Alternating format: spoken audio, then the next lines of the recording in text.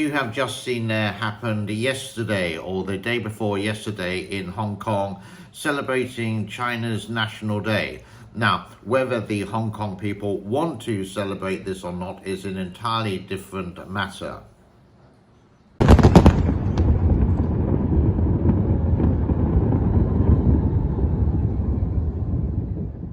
And all around mainland China yesterday or the day before yesterday, there were fireworks celebrations all around. Even though fireworks are officially strictly banned in China because of the sulfur and the bad thing related to the environment, they still do allow official firework demonstrations.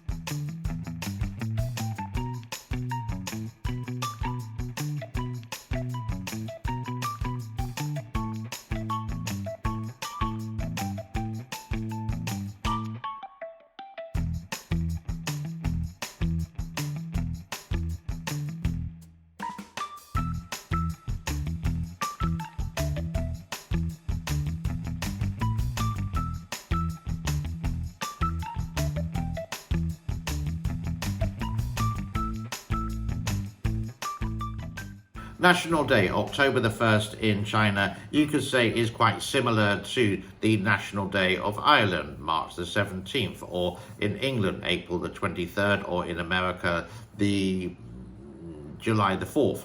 So, similar, but actually very different.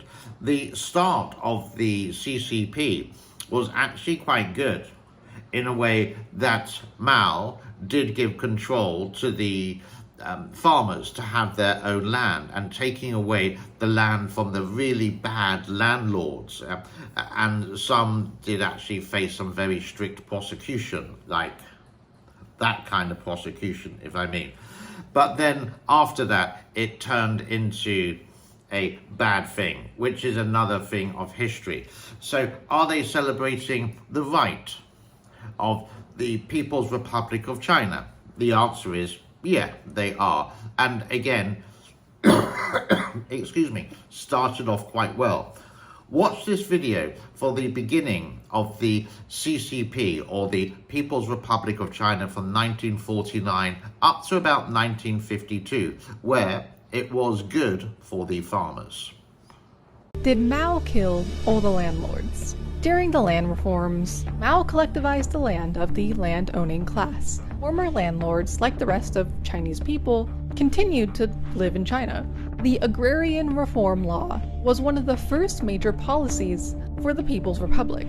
Passed in June of 1950, it promised to seize land from extortionate landlords and redistribute it to landless peasants. Its first article promised that the land ownership system of feudal exploitation by the landlord class shall be abolished, and the system of peasant land ownership shall be introduced in order to set free the rural productive forces, develop agricultural production, and thus pave the way for new China's industrialization. The claim that Mao killed all the landlords usually actually refers to the execution of feudal warlords who were responsible for war crimes during China's warlord era. Also, the genocide collaboration with the Japanese Empire and those under the direction of China's Nationalist Party. These individuals were tried and, if found guilty, were certainly removed. And while some members of the landlord class supported them, these trials were not based on class. Mao did support the right of peasants and villagers to punish their former oppressors, such as the Speak Bitterness campaign. The Red Guards helped form people's courts in local communities to confront their former landlords' crimes. Oftentimes, the people's grievances may have been so severe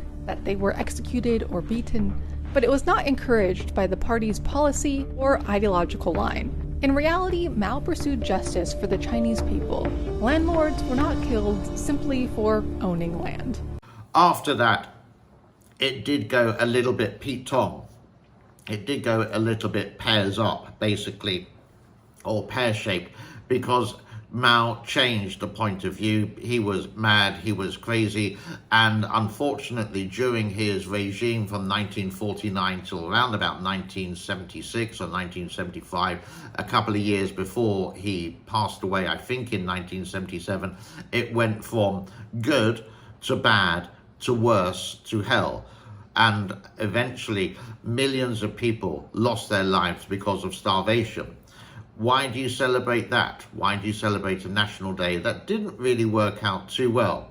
But it did at the beginning, and you could say after the Mao era and then China opened its borders to the world, life became better all the way up to, you could say, until Xi Jinping took control in around about 2012, 2013.